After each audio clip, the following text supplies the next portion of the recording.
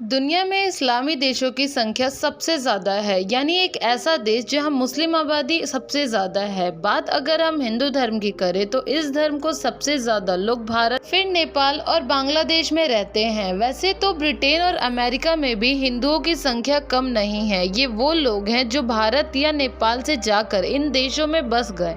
पर क्या आप जानते हैं कि दुनिया में भारत से बाहर एक ऐसा भी देश है जो यूं तो मुस्लिम देश है, लेकिन वहां के एक राज्य ऐसा है जहां 97% आबादी हिंदुओं की है। ये लोग किसी देश से आकर नहीं बसे हैं, ये लोग पहली या दूसरी सदी से ही यहाँ रह रहे हैं। जी हाँ दोस्तों, हम जिस देश के बारे में बात कर रहे हैं वो इंडोनेशिया है। यहाँ बाली द्वीप पर हिंदुओं की संख्या ही सबसे ज्यादा है। जावा के पूर्व में स्थित इस देश का नाम काफी पुराना है। 1500 साल पहले इंडोनेशिया में मजापहित हिंदू साम्राज्य था। इस साम्राज्य को गिराने के बाद मुसलमान सुल्तानों ने यहाँ कब्जा कर लिया। इसके बाद जावा और अन्य द्वीपों के अभिजात वर्गीय बाली भाग आए। आज से करीब 100 साल पहले बाली में हिंदू राजा ही राज करते थे। ये तब स्वतंत्र था। इसके बाद यहाँ डचों का कब्जा हुआ। बाली की राजधानी देनपसार है। ये द्वीप कला और संस्कृति का प्रमुख केंद्र है। हालांकि इंडोनेशिया एक मुस्लिम बहुल देश है, इसके बावजूद यहाँ की महिलाएं माथे पर तिलक भी लगाती हैं, जिससे वे खुद को सबसे अलग दिखा सके। बाली द्वीप पे अनेक हिंदू मंदिर है। इसके अलावा यहाँ हर घर, होटल या किसी भी स्थान पर छोटे बड़े मंदिर है। बाली में एक खास तरीके का डांस किया जाता है जिसे बोरोंग डांस कहा जाता है और ये यहाँ की पारंपरिक डांस है। बाली के आसपास कई सारे ज्वालामुखी हैं, जिसके वजह से यहाँ कई जगहों पर रेत काली होती है। बाली में काली रेत के बीच होते हैं जो दूसरे बीचेस से बहुत ज्यादा अलग होती है और ये चीज टूरिस्ट को बहुत ज्यादा अट्रैक्टिव करती है अपनी तरफ। और दोस्तों, हमारे यहाँ बच्चा होने पर उनका नाम रखना ही बहुत ही बड़ी टेंशन की बात होती है, लेकिन बाली में ऐसा कुछ भी नहीं है। बाली में बच्चों के नाम रखने का नियम होता है। यहाँ पहले बच्चे का नाम जिड, दूसरे बच्चे का नाम मेड और तीसरे बच्चे का नाम न्यूमन और चौथे बच्चे का नाम कैतूट रखते हैं। यहाँ एक ही नाम के कई सारे लोग मिल जाएंगे। और दोस्तों, जहाँ पूरी दुनिया में नए साल का स्वागत बड़े जोर शोर से किया जाता है, वहीं बाली में न्यू ईयर को बहुत ही ज्यादा उल्टे तरीके से मनाया जाता है। बाली में नए साल को नेपी डे कहा जाता है। इस दिन यहाँ ध्यान किया जाता है, यानी मेडिटेशन। नए साल पर पूरी दुनिया में जहाँ नाच गाने और पार्टियां चलती हैं, दुकानें बाजारों में रौनक लगी रहती है, तो वहीं बाली में इस दिन दुकानें बंद होती है। इस दिन यहाँ काम काज करने पर पाबंदी है। नए साल के दिन कोई भी यहाँ घर से बाहर नहीं निकल सकता। और दोस्तों, बाली की सबसे अजीब बात यह है कि बाली में दुनिया की सबसे महंगी कॉफी मिलती है, जो कि बिल्ली के मल यानी उनके गंदी चीजों से बनी होती है, जिसे लुवॉक कहते हैं। हैरानी की बात तो ये है कि इस मल से बनी कॉफी की कीमत $50 से भी ज्यादा है। बाली में सिवेंट नाम की बिल्ली को पहले कॉफी की बीन्स खिलाई जाती है और उसके बाद सिवॉक के मल से लुवॉक कॉफी बनाई जाती है। बाली अपनी प्राकृतिक खूबसूरती के लिए दुनिया भर में बहुत ही ज्यादा फेमस है। इसकी खूबसूरती देखकर टूरिस्ट खिंचे चले आते हैं। बाली देश की प्राचीन भाषा को कवि कहते हैं, जो संस्कृत से बहुत ही ज्यादा प्रभावित है। बाली में संस्कृत भाषा में अनेक ग्रंथ लिखे गए हैं, जिसमें रामायण और महाभारत का बाली के दैनिक जीवन में आज बहुत प्रभाव है। और दोस्तों, क्या आप लोग को पता है कि बाली द्वीप के नाम को लेकर भी एक धार्मिक कहानी है। बताया जाता है कि ये नाम पुराणों में वर्णित पाताल देश के राजा बलि के नाम पर रखा गया है। यहाँ के मंदिरों में भगवान गणेश, शिवलिंग और बुद्धा की मूर्ति आपको नजर आएंगी। इतिहासकार बताते हैं कि 4वीं-5वीं शताब्दी में ही यहाँ हिंदू राज्य स्थापित हो गया था। 18वीं सदी में बाली में डच लोगों ने अपना कब्जा जमाया, लेकिन धर्म और संस्कृति पर इसका कोई असर नहीं पड़ा। बाली के लोगों का ये मानना है कि मरने के बाद आत्मा सभी बंधनों से मुक्त हो जाती है, इसीलिए वे मृत्यु को एक उत्सव के रूप में देखते हैं। तो दोस्तों, आपको ये जगह कैसी लगी हमें कमेंट करके अपने आंसर जरूर बताइएगा और वीडियो को लाइक, कमेंट और शेयर और चैनल को सब्सक्राइब करना प्लीज मत भूलिएगा।